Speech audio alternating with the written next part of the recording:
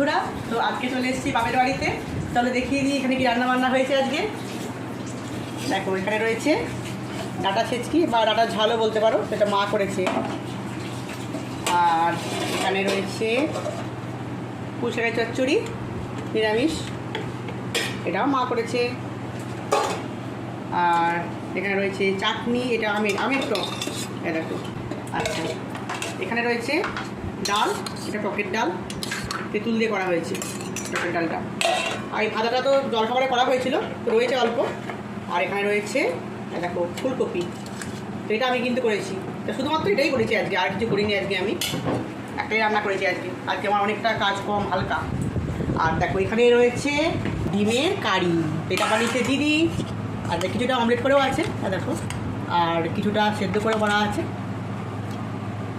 তো এই ছিল আজকে রান্না। চলো টাটা।